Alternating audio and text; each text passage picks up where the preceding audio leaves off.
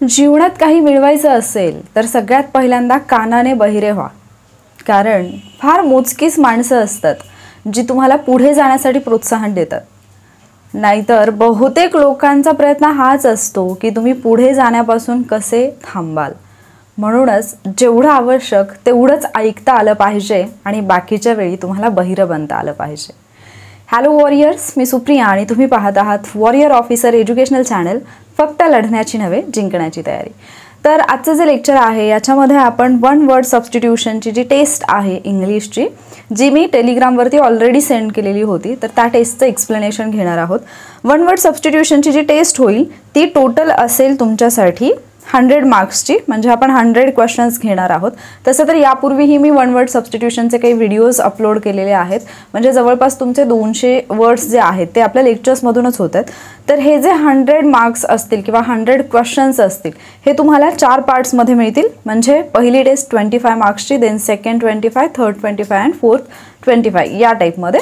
आणि ती टेस्ट तुम्हाला आदल्या दिवशी सेंड केली जाईल. तुम्ही स्वतः ती टेस्ट सोडवून पाहायचं आहे अँड देन नेक्स्ट डे तुम्हाला त्या टेस्टचं ॲनालिसिस मिळेल, म्हणजे ज्याच्यातून तुम्हाला जे काही वर्ड्स किंवा जे काही क्वेश्चन्स मी दिलेले आहेत ते सगळे तुमचे बरोबर आले की नाही, तर कुठले जे तुमच्या लक्षात राहत नाही आहेत ते सगळे तुमचे इथे कव्हर होतील. सो आज आपण टेस्ट 1 जी आहे त्याचं एक्सप्लेनेशन घेणार आहोत. टेस्ट तुम्हाला आपल्या टेलिग्राम चॅनलवरती पाहायला मिळेल. टेलिग्रामचं नाव आहे वॉरियर ऑफिसर, लिंक डिस्क्रिप्शनमध्ये मिळेल. प्लस मी आपल्या यूट्यूबच्या कम्युनिटीला सुद्धा टेस्टची लिंक सेंड करत असते, तर तिथून सुद्धा तुम्ही टेस्ट जी आहे ती ओपन करू शकता.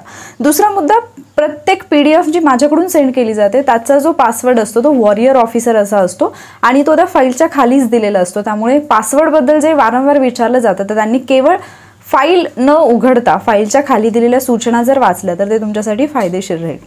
आणि एक सगळ्यात महत्त्वाचा मुद्दा, लेक्चर रेकॉर्डेड आहे की लाईव्ह आहे याच्यापेक्षा लेक्चरचा फायदा होतोय की नाही होतोय, किती प्रश्न आपले बरोबर येत आहेत, किती प्रश्न चुकतात याच्यावरती फोकस करा. कारण होतं काय की तुम्ही इथे येतात शिकण्यासाठी, पण तुम्हाला असं वाटत असतं की शिक्षकांनी पण टाइमपास करावा आणि आपलाही टाइमपास व्हावा. तर आय एम सॉरी, मी इथे टाइमपाससाठी नाही आहे. जे काही मी 25 क्वेश्चन्स तुम्हाला दिलेले आहेत त्याचं एक्सप्लेनेशन मला घ्यायचं आहे आणि बाकी जे पण स्टडी मटेरियल आहे ते तुम्हाला आपल्या टेलिग्राम चॅनलवरती मिळतच आहे. सो आजचं जे लेक्चर आहे ते टेस्टच्या एक्सप्लेनेशनशी रिलेटेड आहे. पहिला जो क्वेश्चन होता कालच्या टेस्टमधला तो होता, choose the correct one word substitution for the phrase who looks at the dark side of life. तर याच्या विरुद्ध असणारा एक शब्द जो आहे तो पाठीमागे एका टेस्टमध्ये झालेला आहे, म्हणजे जे क्वेश्चन आन्सर फॉर्मॅटमध्ये लेक्चर घेतलेलं होतं तिथे झालेलं होतं. आणि त्यावेळेला मी म्हणजे तो शब्द सांगताना who looks at bright side of life अशी ती फ्रेज होती आणि त्याच्यासाठीचा वन वर्ड जो होता तो मी घेतलेला होता. आणि त्याच वेळेला मी विरुद्धार्थी शब्द सांगताना हा पण सांगितलेला. तर तोच क्वेश्चन इथे आहे. ऑप्शन काय आहेत? ऑप्टिमिस्ट, पेसिमिस्ट, सिनिक की यूलॉजिस्ट. ठीक आहे. मग आता याचा जर आपण विचार केला तर तुम्हाला माहिती आहे ऑप्टिमिस्ट म्हणजे कुठले असतात, जे नेहमी आयुष्याच्या किंवा कुठल्याही घटनेच्या पॉझिटिव्ह साईडकडे पाहत असतात. त्यांचा दृष्टिकोन जो असतो तो नेहमी कसा असतो? पॉझिटिव्ह असतो. असे जे लोक असतात जे चांगली गोष्ट पाहतात कुठल्याही गोष्टीत त्यांना आपण ऑप्टिमिस्ट असं म्हणत असतो. मग जे डार्क साईड पाहतात, जे निगेटिव्ह साईड पाहतात आय एम सॉरी जे डार्क साईड पाहतात किंवा निगेटिव्ह साईड पाहतात त्यांना काय म्हणतो आपण? तर त्यांना म्हटलं जातं पेसिमिस्ट. आणि हेच असायला पाहिजे आपल्या प्रश्नाचं करेक्ट आन्सर. मग आता इथे आणखी 2 वर्ड्स दिलेत ते सुद्धा तुम्हाला माहिती असायला पाहिजेत. तिसरा वर्ड आहे सिनिक. तर सिनिकचा अर्थ काय होतो? सिनिक म्हणजे असतो दोषदर्शी किंवा ज्याला आपण आपल्या भाषेमध्ये म्हणतो निंदक. काही लोक असतात जे केवळ निंदा करण्याचं काम करतात आणि आपल्या मराठीमध्ये म्हणे निंदकाचे घर असावे शेजारी. मी तर म्हणते निंदक घरातच असावेत, कारण ज्या वेळेला घरातलेच लोक खूप निंदा करतात ना आपल्याला ऑटोमॅटिकली असं एक हे येतं की अरे नाही मला करून दाखवायचं आहे. सो निंदकाचे घर असावे शेजारी. सो तुम्ही असं म्हणू शकता की सिनिक, जर तुमचे म्हणजे तुमचे शेजारी निंदक असतील तुमचे तर तुम्ही म्हणू शकता की सिनिक, आमचे नेबर जे आहेत ते सिनिक आहेत. ठीक आहे. सो निंदक आहेत म्हणजे तुमच्या लक्षात राहील. ठीक आहे. सिनिक आहेत असं म्हणण्याऐवजी म्हणजे आपण मराठी भाषेमध्ये एक शब्द वापरतो ना, सनकी. सो तुम्ही सिनिक त्याच्यावरून लक्षात ठेवू शकता. ठीक आहे. सिनिक आणि सनकी म्हणजे ते लोक सतत निंदा करत असतात किंवा त्यांना केवळ दोषच दिसतात या अर्थाने तुम्ही ते यूज करू शकता. सो पर्याय 3 लक्षात आला असेल तुमच्या. आणि पर्याय 4 जो आहे तो आहे यूलॉजिस्ट. आता यूलॉजिस्ट म्हणजे काय असतो? हा असतो भाट. काही लोक असतात पहा की म्हणजे एखाद्या व्यक्तीचा मृत्यू वगैरे झाल्यानंतर ती पूजा वगैरे करतात, तर ते जे मंत्र जाप वगैरे करतात, म्हणजे ॲक्च्युली युलॉजिस्टचा जो अर्थ आहे तो असं होतो की जो स्तुती करतोय, स्तुती करणारा. म्हणजे तुम्ही एका अर्थाने युलॉजिस्ट आणि सिनिक हे विरुद्धार्थाने पण वापरले जाऊ शकतात. सो युलॉजिस्टचे दोन मिनिंग तुम्हाला पाहायला मिळतील, एक तर स्तुती करणारा आणि दुसरा म्हणजे भाट. म्हणजेच आता जो काही म्हणजे एखादी व्यक्ती ज्यावेळेला वारते, एक्सपायर होते, त्याच्यानंतर ज्यावेळेला तिचे जे काही विधी केले जातात तिथे जो भाट बोलला जातो अर्थातच तो त्या मृत व्यक्तीची स्तुती करत असतो. सो स्तुती करणारा किंवा भाट या अर्थाने युलॉजिस्ट वापरला जातो. आणि सिनिक जो आहे तो कुठल्या अर्थाने वापरला जातो तर निंदक या अर्थाने वापरला जातो. ऑप्टिमिस्ट काय असेल, जो नेहमी पॉझिटिव्ह साईड पाहतो. आणि पेसिमिस्ट काय असेल तर जो नेहमी निगेटिव्ह साईड किंवा डार्क साईड ऑफ लाईफ पाहत असतो तो. ठीक आहे. नेक्स्ट क्वेश्चन पाहूयात आपण. Choose the correct one word substitution for the phrase a disease that spreads by contact. असा डिसीज, असा आजार जो कॉन्टॅक्टने पसरतो त्याला काय म्हटलं जातं? इन्फेक्शियस, एड्स, कंटेजियस की कंटेग्युअस. ठीक आहे. आता इथे लक्षात घ्या, याला म्हटलं जातं कंटेजियस आणि याला म्हटलं जातं कंटेग्युअस. तुम्ही गुगल केलं तर तुम्हाला योग्य प्रोनाउन्सिएशन जे आहे ते पाहायला मिळेल. मग आता इन्फेक्शियस काय असतं? एखाद्या गोष्टीचं आपल्याला इन्फेक्शन होतं असं आपण म्हणतो. इन्फेक्शन होतं म्हणजे त्याचा आपल्याला संसर्ग होत असतो, संसर्ग होत असतो. ठीक आहे. सो जे संसर्गजन्य असतात त्याला आपण काय म्हणतो? इन्फेक्शियस असं म्हणतो. एड्स तर तुम्हाला माहितीच आहे, एड्स हा एक आजार आहे. देन जे कंटेजियस असतात, कंटेजियस म्हणजे स्पर्शजन्य, कंटेजियस म्हणजे असतात स्पर्शजन्य, म्हणजे जे याने पसरतात, संपर्कामध्ये आल्यानंतर कॉन्टॅक्टमुळे पसरतात. सो हेच तुमच्या प्रश्नाचं बरोबर उत्तर सुद्धा असायला पाहिजे. कंटेजियस जे आहे ते उत्तर आहे. आणि कंटेग्युअस म्हणजे काय असतं तर कंटेग्युअस म्हणजे असतं संपर्क करण्याजोगा, ज्याच्याशी आपण संपर्क करू शकतो असा, संपर्क करण्याजोगा. ठीक आहे. तर इथे तुमच्या लक्षात आलं असेल, इथे पण आपण 4 वर्ड शिकलो, 4 नाही 3 शिकलो. एक आहे इन्फेक्शियस म्हणजे जो संसर्गजन्य असतो, देन कंटेजियस जो की स्पर्शजन्य असतो, आणि कंटेग्युअस म्हणजे संपर्क करण्याजोगा. Next question. Select the correct meaning of the underline word in the sentence. An aeroplane was hijacked. आता इथे विचारले तुम्हाला हायजॅक्डचं मीनिंग काय असेल.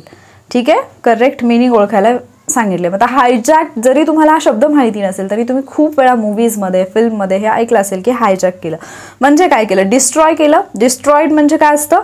नष्ट करणे. बरोबर. डिस्ट्रॉइड म्हणजे नष्ट केले ॲक्च्युली, कारण हा पास्ट टेन्स आहे. Then carried away by force म्हणजे फोर्सनी, जबरदस्तीने एका ठिकाणावरून दुसऱ्या ठिकाणी नेलं. देन म्हणजे यालाच तुम्ही काय म्हणू शकता? जबरदस्तीने घेऊन जाणे, याला अपहरण असं म्हटलं जातं. देन आहे ड्रिवन. ड्रिवन म्हणजे चालवले, म्हणजे जे आपण ड्राईव्ह करून नेलं असं म्हणू शकतो आपण. आणि मिसगाइडेड. मिसगाईड करणं म्हणजे काय तर एखाद्याची दिशाभूल करणं. मिसगाईड करणं काय असतं? एखाद्याची दिशाभूल करणं. मग ज्यावेळेला आपण हायजॅक केलं असं म्हणतो त्यावेळेला त्याचं मिनिंग काय होईल? अर्थातच carried away by force. An aeroplane was carried away by force, hijacked म्हणजे पर्याय क्रमांक 2 येईल या प्रश्नाचं उत्तर. आणि बाकीचे 3 वर्ड सुद्धा आपले इथे होतात. पुढच्या क्वेश्चनकडे जाऊयात. Select the accurate meaning of plutocracy. आता प्लुटोक्रसी म्हणजे काय असतं तर शासनाचे वेगवेगळे जे प्रकार असतात त्याच्यामध्ये मग प्लुटोक्रसी आहे. पुढे जाऊन आपण ऑटोक्रसी पाहणार आहोत. डेमोक्रसी आपल्याला माहिती आहे. तसंच हे प्लुटोक्रसी काय असतं? Power in the hand of a strong person, power in the hand of a wealthy, powerlessness की power in a hand of parliament. तर ज्यावेळेला आपण प्लुटोक्रसी म्हणतोय तर याचा अर्थ होतो, मराठीमध्ये एक शब्द आहे त्याच्यासाठी, तो म्हणजे धनिकशाही. धनिकशाही. मग तुमच्या लक्षात आलं असेल की हे कशासाठी आहे? म्हणजे ज्याच्याकडे पैसा आहे, ज्याच्याकडे वेल्थ आहे, त्याच्या हातामध्ये सगळ्या गोष्टी असणं, त्याच्या हातामध्ये पॉवर असणं, याला आपण म्हणतो प्लुटोक्रसी. ठीक आहे. जर एखाद्या माणसाकडे खूप जास्त संपत्ती आहे आणि त्याच्याकडे संपत्ती आहे, पैसा आहे, म्हणूनच त्याच्या हातामध्ये सत्ता आहे, तर ते काय येईल? तुमचं प्लुटोक्रसी येईल. Next question. Select the accurate meaning of autocracy. मी म्हटलं ना की पुढचा प्रश्न येणार आहे. तर ऑटोक्रसी काय असतं? Marshal law. मार्शल लॉ तर तुम्हाला माहिती आहे, तुम्ही खूप वेळा अभ्यासता. आता तुमच्यासाठी हा एक होमवर्क आहे, जीकेचा होमवर्क आहे हा. सध्या कोणकोणती राज्य आहेत जिथे मार्शल लॉ लागू आहे? म्हणजे जो आर्म्स ॲक्ट आहे, आर्म्स ॲक्ट लागू आहे, मला ॲक्च्युली आर्म्स ॲक्टबद्दल बोलायचं होतं. आर्म्स ॲक्ट कुठे कुठे लागू आहे ते सांगा, आणि मार्शल लॉशी संबंधित आपल्या राज्यघटनेमध्ये जे कलम आहे ते कलम कोणतं आहे ते तुम्ही सांगाल. ठीक आहे. देन दुसरा ऑप्शन आहे फुल power in hands of one, power in the hands of president, power confer on ministry. आता ज्यावेळेला आपण ऑटोक्रेसीबद्दल बोलतो त्यावेळेला याला म्हटलं जातं हुकुमशाही.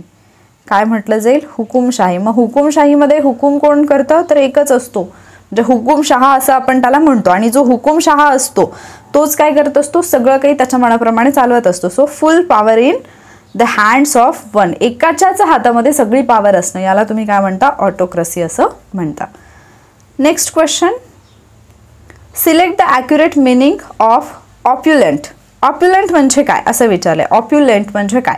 ऑप्शन काय आहेत? Poor person, without any wealth, having much wealth और बेगर्स होम.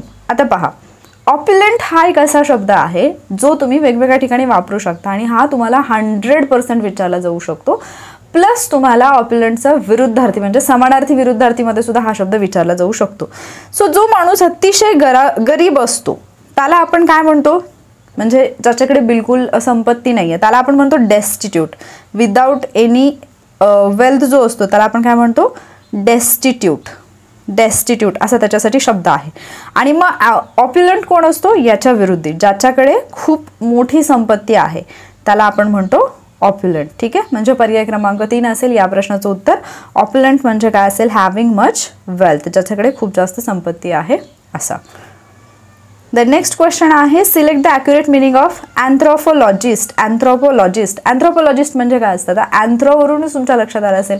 अँथ्रोपोलॉजी आपल्याला माहिती आहे मानववंशशास्त्र, त्याचा अभ्यास करणारा जो असेल त्याला अँथ्रोपोलॉजिस्ट म्हणू. मग आता जर इथे पाहिलं पर्सन स्टडिंग जिओलॉजी येईल का? नाही. जो जिओलॉजीचा अभ्यास करतो त्याला आपण जिओलॉजिस्ट म्हणतो, जिओलॉजिस्ट असं म्हणतो. Person studying science of races, science of races जे असतं त्याला आपण म्हणतो यूजेनिक्स, यूजेनिक्स असं म्हटलं जातं. ठीक आहे. Science of races. Person studying science of body, science of body, study of बॉडीला आपण काय म्हणतो? ॲनाटॉमी. काय म्हटलं जातं? ॲनाटॉमी. आणि मग जो अभ्यास करतो त्याला ॲनाटॉमिस्ट असं म्हटलं जातं. आणि मग उरला काय? ऑप्शन 4 हेच तुमचं उत्तर असेल. Person studying culture of primitive societies, म्हणजेच मानववंशशास्त्राचा जो अभ्यास करणारा व्यक्ती असतो त्याला आपण अँथ्रोपोलॉजिस्ट असं म्हणतो. मग पर्सन स्टडिंग जिओलॉजी, जिओलॉजिस्ट, जिओलॉजीचा अभ्यास करणारा जिओलॉजिस्ट. सायन्स ऑफ रेसेस जे आहे ते असेल यूजेनिक्स असेल, आणि यालाच आपण यूजेनिस्टिक असं म्हटलं जातं. जो स्टडी करतो त्याला यूजेनिस्टिक, इथे लिहू का मी? यूजेनिस्टिक असं म्हटलं जातं. Then person study science of body, anatomy आणि ॲनाटॉमिस्ट, आणि मग person studying culture of primitive societies तो असेल अँथ्रोपोलॉजिस्ट. नेक्स्ट क्वेश्चन आहे select the accurate meaning of admonish. Admonish म्हणजे काय? वॉर्निंग, सेंटेन्स, पनिशमेंट की फ्रीडम. आता पहा, ॲडमॉनिश म्हणजे काय असतं ना, तर एखाद्या व्यक्तीला आपण ताकीद देतो, एखाद्या व्यक्तीला आपण स्पष्टपणे सांगतो एखादी गोष्ट, तर ते जे ताकीद देणं असतं त्याला म्हणतो आपण ॲडमॉनिश. मग आता ताकीद देणे याच्यासाठी आपल्याकडे शब्द कुठला आहे? अर्थातच वॉर्निंग. एखाद्या व्यक्तीला आपण वॉर्निंग देतो, एखाद्या व्यक्तीला एखादी गोष्ट आपण स्पष्टपणे सांगतो, दॅट इज ॲडमॉनिश. ॲडमॉनिश. ठीक आहे. मग सेंटेन्स आणि पनिशमेंट हे दोन्ही शब्द जे आहेत ते समानार्थी आहेत. तुम्हाला असं वाटेल इथे तर सेंटेन्स दिलं म्हणजे हे वाक्य असतं, तर सेंटेन्स हा जो शब्द आहे तो शिक्षा देणे या अर्थाने पण वापरला जातो. सो सेंटेन्स आणि पनिशमेंट या दोन्हीचा अर्थ काय होईल? शिक्षा करणे असा होईल. आणि फ्रीडम म्हणजे काय असतं? तर आपलं स्वातंत्र्य असतं. फ्रीडम काय असतं? आपलं स्वातंत्र्य असतं. सो पर्याय क्रमांक 1 येईल या प्रश्नाचं उत्तर. सो तुम्ही लक्षात ठेवा की तुम्ही नेहमी ॲडमॉनिश हा शब्द वापराल. कशासाठी? वॉर्निंगसाठी. ठीक आहे. Next question, select the accurate meaning of abscond. Abscond म्हणजे काय? To come back, to continue, to return or to run away. आता पहा, ॲब्स्कॉन्ड म्हणजे काय असतं? एखादी व्यक्ती पळून जाते. ॲब्स्कॉन्ड म्हणजे पळून जाणे, याचा अर्थ काय होतो? पळून जाणे. मग इथे आहे टू कम बॅक येईल का? नाही. टू कंटिन्यू येईल का? नाही. टू रिटर्न येईल का? नाही. टू रन अवे पर्याय क्रमांक 4 येईल. आता मी टू कंटिन्यूसाठी तुम्हाला ज्यावेळेला TCS पॅटर्नचे काही लेक्चर घेतले त्याच्यामध्ये मी एक वर्ड सांगितलेलं होतं टू कंटिन्यूसाठी, कीप द बॉल रोलिंग. तुम्हाला आठवत असेल, नसेल आठवत तर लेक्चर पहा, प्रिव्हियस जेवढे पण लेक्चर आहे तिथे तुम्हाला ती वोकॅब्युलरी मिळून जाईल. नेक्स्ट क्वेश्चन पाहूयात आपण. Choose the correct one word substitution for the phrase study of language. भाषेचा अभ्यास करणारं जे शास्त्र असतं, ज्याला आपण मराठीमध्ये म्हणतो भाषाशास्त्र, भाषाशास्त्राला इंग्लिशमध्ये असणारा शब्द कोणता असं त्यांनी विचारलेला आहे. मग आता इथे जर आपण पाहिलं तर फिलॉसॉफी आहे, फिलॉलॉजी आहे, ॲनाटॉमी आहे की जिओलॉजी आहे. तर दोन ऑप्शन तर तुमचे इथेच एलिमिनेट झाले, कारण ॲनाटॉमी तर नाही आहे, हे शरीराचा अभ्यास करणारं शास्त्र आहे. जिओलॉजी तर नाही आहे, कारण हे पण आत्ताच आपण पाहिलं होतं. फिलॉलॉजी आणि फिलॉसॉफी. फिलॉसॉफी तुम्हाला माहिती आहे, आपण म्हणतो एखादी व्यक्ती बोलायला लागले तर खूपच तत्वज्ञान झाडत आहेस, दॅट इज तत्वज्ञान म्हणजे फिलॉसॉफी असेल. आणि मग उरलं काही तुमच्याकडे फिलॉलॉजी. फिलॉलॉजी म्हणजे काय असेल तुमचं भाषाशास्त्र, भाषेचा अभ्यास करणारं शास्त्र, त्याला तुम्ही काय म्हणाल फिलॉलॉजी. फिलॉलॉजी. ठीक आहे, लक्षात ठेवा व्यवस्थित. नेक्स्ट क्वेश्चन होता choose the correct one word substitution for the phrase a person who walks in sleep. I think हा शब्द पण झालाय, म्हणजे ज्यावेळी मी मागे वन वर्ड सबस्टिट्यूशन घेतलं क्वेश्चन आन्सर फॉर्मॅटमध्ये, तिथे मी हा घेतलेला आहे. लास्ट जे सेशन झालेलं आहे तिथेच झालंय. तर स्लीप वॉकर आहे, सोमनाम्बुलिस्ट आहे, लुनाटिक आहे की सेन्सिबल आहे. मग आता मला सांगा, स्लीप वॉकरला आपण पाहिलं होतं जो रात्र प्रवासी असतो, रात्रीचा प्रवास करणारा जो असतो तो. सोमनाम्बुलिस्ट म्हणजे काय असतो, जो रात्रीचा झोपेत चालतो. रात्रीचा म्हणजे त्याला झोपेत चालण्याची सवय असते, जो झोपेत चालणारा असतो त्याला आपण काय म्हणतो सोमनाम्बुलिस्ट. ठीक आहे. त्याच्यानंतर लुनाटिक म्हणजे काय असतं, तुम्ही लुनाटिक असायलम हा शब्द ऐकला असेल. लुनाटिक म्हणजे असतो वेडा. सो इथून पुढे कोणी असं बिहेव करत असेल विच इज वियर्ड आणि जे तुम्हाला थोडंसं असं त्रासदायक वाटतं, तर आपण ए वेड्या म्हणण्याऐवजी ए लुनाटिक हा शब्द त्याच्यासाठी वापरायचा. ठीक आहे. लुनाटिक म्हणजे काय असतं वेडा. अँड देन सेन्सिबल म्हणजे एखादा समजदार व्यक्ती असेल किंवा संवेदनशील व्यक्ती असेल, संवेदनशील व्यक्ती, त्याच्यासाठी आपण sensible, he is very sensible person असं आपण म्हणतो. समजदार व्यक्ती आहे, सो त्याच्यासाठी आपण सेन्सिबल हा शब्द वापरत असतो. नेक्स्ट क्वेश्चन होता choose the one word substitution for the phrase person working for money and reward. जी माणसं पैशासाठी आणि रिवॉर्डसाठी काम करतात त्यांना काय म्हटलं जाईल. प्रोफेशनल, हार्ड वर्कर, सेल्फिश की बिझनेसमॅन. आता पहा, इथे तुमचं कन्फ्युजन होऊ शकतं, कारण प्रोफेशनल जे असतात ते पण तुम्हाला वाटेल असंच काम करतात. हार्ड वर्कर जे असतात ते मग कशासाठी काम करतात. हे पहा, जो हार्डवर्क करतो त्याचे वेगवेगळे मोटिव्ह असू शकतात, म्हणजे त्याचे वेगवेगळे हेतू असू शकतात. जसं की एखाद्याला केवळ सॅटिस्फॅक्शन पाहिजे, एखाद्याला इतरांना मदत करायची, कुठल्याही कारणासाठी हार्डवर्क असू शकतं. काही जण हार्डवर्क केवळ मनीसाठी करतात, रिवॉर्डसाठी करत नाही, सो हार्डवर्कर तर येणार नाही. सेल्फिश जो असतो तो म्हणजे मण्यासाठी नाही, पैशासाठी, मनी, पैशासाठी किंवा रिवॉर्डसाठी काम करतो का, तो असतानाच तो स्वार्थी असतो. सो तो फक्त स्वतःचा फायदा पाहिल. ठीक आहे, त्याला रिवॉर्डशी वगैरे काही घेणं देणं नसेल. बिझनेसमॅन जे असतात, बिझनेसमॅन ऑब्वियसली प्रॉफिटसाठी काम करतात, बट बरेचसे बिझनेसमॅन असे असतात ज्यांना केवळ प्रॉफिट हवं असतं, त्यांना रिवॉर्डशी काही घेणं देणं नसतं, मी पैसा कमवला पाहिजे बस.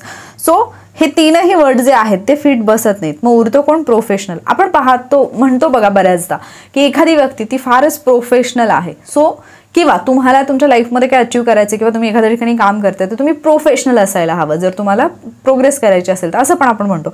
सो जे लोक प्रोफेशनल असतात ते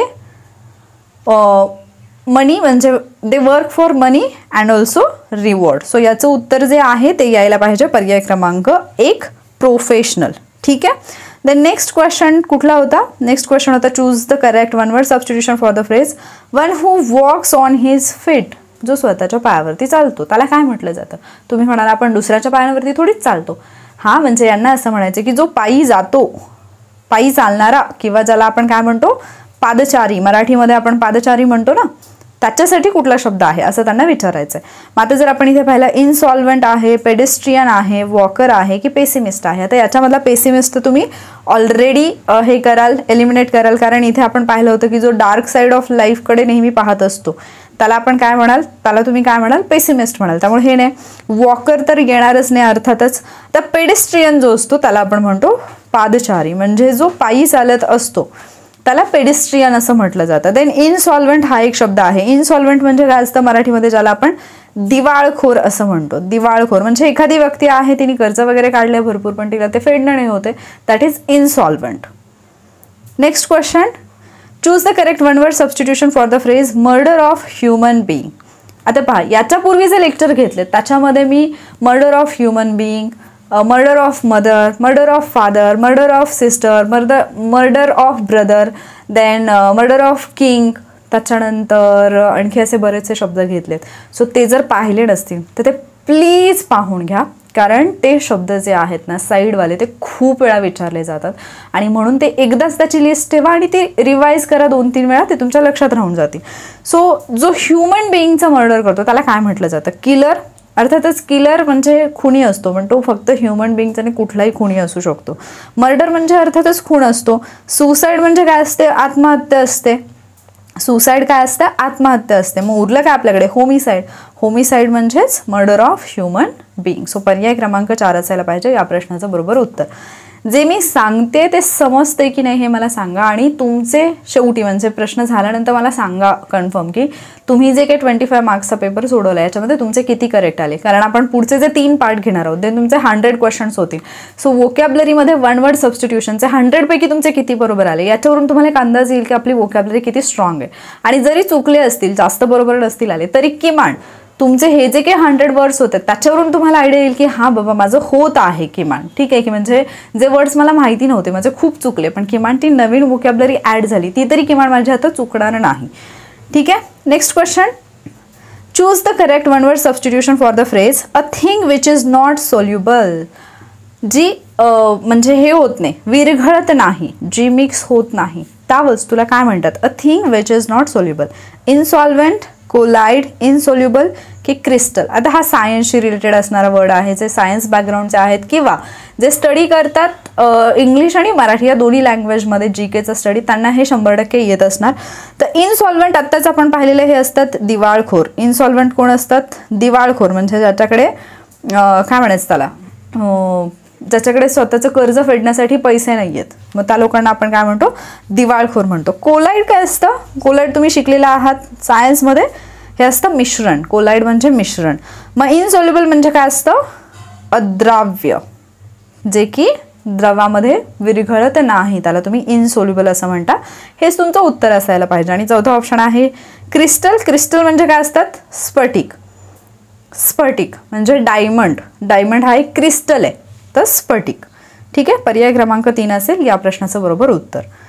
पुढचा प्रश्न आहे डेमागॉग म्हणजे काय? डेमागॉग म्हणजे काय? Demagogue is a term used to notify one who is a dash dash. Demagogue कोणासाठी टर्म वापरली जाते? पहिला पर्याय आहे great orator and leader, then fearful personality, then good fighter की क्लासिकल सिंगर. आता पहा, डेमागॉग जे आहे म्हणजे एखादी व्यक्ती असते,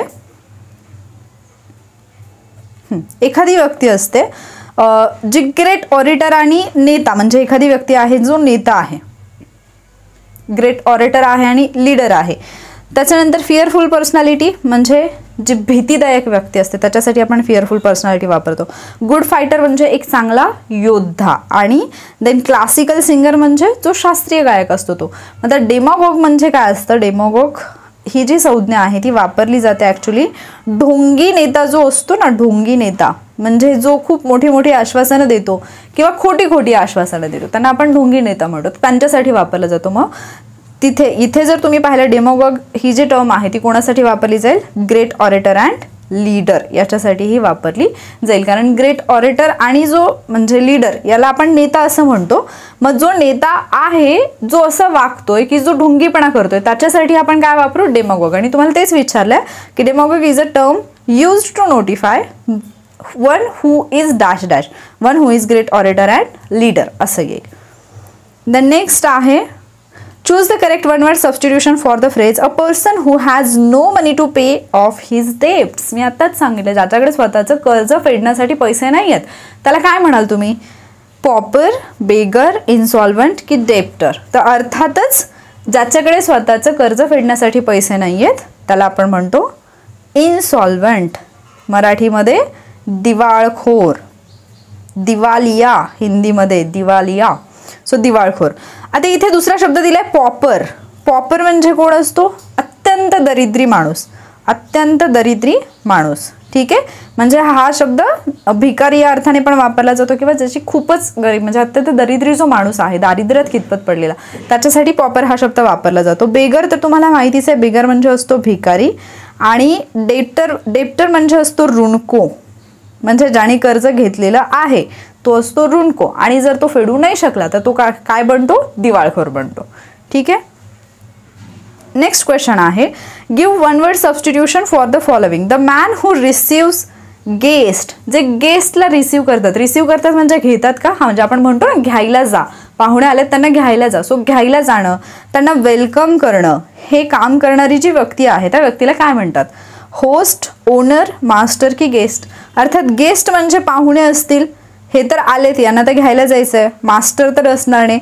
ओनर जो असतो तो ओनर, मालक असतो, मग तो कुठल्याही गोष्टीचा मालक असेल आणि जरुरी नाही की मालक स्वतःच घ्यायला जाईल. सो होस्ट जो असतो तो त्यांना घ्यायला जात असतो, जो पाहुण्यांना वेलकम वगैरे करायला जात असतो त्याला आपण काय म्हणतो, होस्ट असं म्हणतो. ठीक आहे. ज्याच्याकडे पाहुणे येतात त्यांना आपण काय म्हणतो, यजमान. होस्टचा अर्थ काय होतो, दुसरा शब्द कुठला आहे, यजमान. मग आपण हा वेगवेगळ्या ठिकाणी पण वापरतो, जसं की एखाद्या गेम्स होणार आहे तर त्याची होस्ट कंट्री कुठली असते, यजमान देश कुठला असतो, या अर्थाने पण आपण ते वापरतो. सो ज्यांच्याकडे पाहुणे येतात, a man who receives guest, त्यांना आपण होस्ट असं म्हणतो. ठीक आहे. रिसिव्स गेस्ट म्हणजे वेलकम करणं किंवा ज्यांच्याकडे पाहुणे आलेत किंवा ज्यांच्याकडे तो कार्यक्रम ठेवला, दॅट इज होस्ट.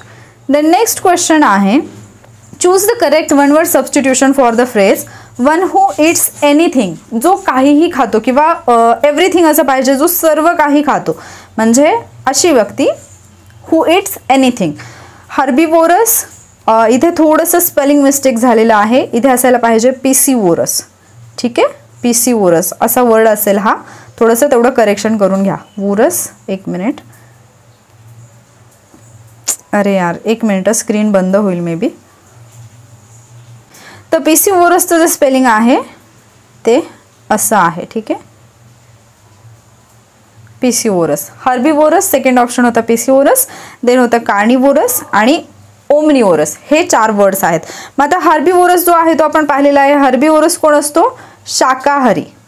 जे शाकाहारी असतात त्यांना आपण काय म्हणतो, हर्बिवोरस असं म्हणतो.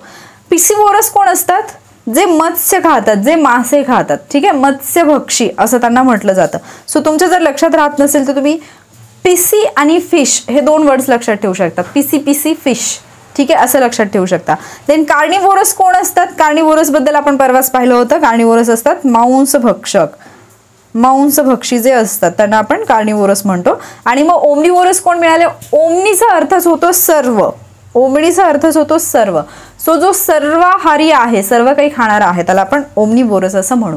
मासाचा एक दुसरा शब्द आहे ओमनी प्रेझेंट, जो सर्वत्र प्रेझेंट असतो त्याला आपण ओमनिवोरस असं म्हणतो. मग आता एक शब्द मी तुम्हाला विचारते की ज्याला सर्वज्ञानी, मराठीमध्ये एक शब्द आहे सर्वज्ञानी. सर्वज्ञानी, सर्वज्ञानीसाठी इंग्लिश वर्ड कुठला आहे तो तुम्ही सांगणार आहात. ठीक आहे. नेक्स्ट क्वेश्चनकडे जाऊयात आपण. Choose the correct verb to fill in the blank. The lawyer tries to dash dash the law in favour of his clients. लॉयरनी काय केलं, लॉला त्याच्या क्लायंटच्या फेवरमध्ये डॅश डॅश केलं. तर क्लायंटच्या फेवरमध्ये तो काय करेल, एक्सप्लेन करेल, क्लॅरिफाय करेल, क्रिटिसाइज करेल की टर्न करेल. तर अर्थातच कुठलाही लॉयर असेल आणि त्याला जर आपल्या क्लायंटच्या फेवरमध्ये जर लॉला सांगायचं असेल, म्हणजे लॉला हे करायचं असेल, म्हणजे जो वर्ड आहे तर तो काय करेल, एक्सप्लेन करेल, लॉला स्पष्ट करेल, एक्सप्लेन करेल की कसा काय हा कायदा आपल्या क्लायंटच्या फेवरमध्ये आहे.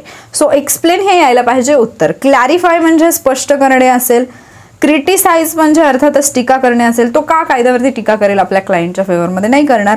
आणि टर्न म्हणजे वळवणे, सो तो कायदा वळवू शकतो का, नाही, जसा आहे तसाच म्हणतो त्या पद्धतीने एक्सप्लेन करेल. So lawyer tries to explain the law in favour of his clients. तर नेक्स्ट आहे, choose the correct alternative to complete the sentence. Voting is a dash dash. Voting is a dash dash. आता या टाईपचे जे words आहेत ना ते मी खूप सगळे घेतलेले आहेत यापूर्वी. ठीक आहे.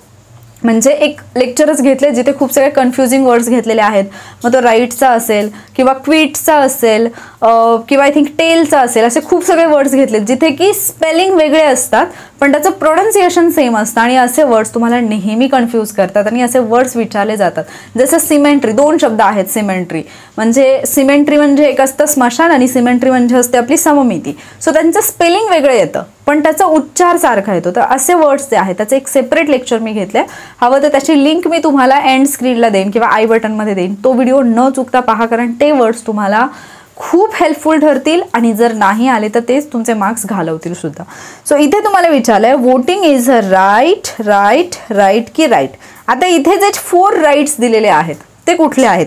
हा जो काही राईट आहे याचा मिनिंग होतो अ maker or builder. A maker or builder म्हणजे एखादी गोष्ट जो तयार करत असेल, बिल्डर. एखादी गोष्ट जो बनवत असेल त्याला आपण राईट म्हणू. मग प्ले राईट असेल तर तो नाटककार झाला.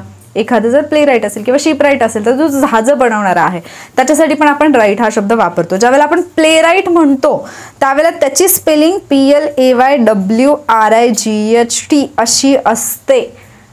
ठीक आहे, बऱ्याचदा आपण ती लिहिताना PLAYWRITE असं लिहितो, तर तसं नाही आहे. ते प्ले राईट म्हणजे PLAYWRIGHT असं असतं ते प्ले राईट. कारण माझं खूप कन्फ्युजन होत होतं इंग्लिश लिटरेचर अभ्यासताना. जिथे म्हणजे प्ले राईट दिसले की मला असं वाटायचं की यांनी चुकीचंच लिहिले हे प्ले राईट, त्यांच्याकडून चुकून स्पेलिंग मिस्टेक झाली असं मला वाटायचं.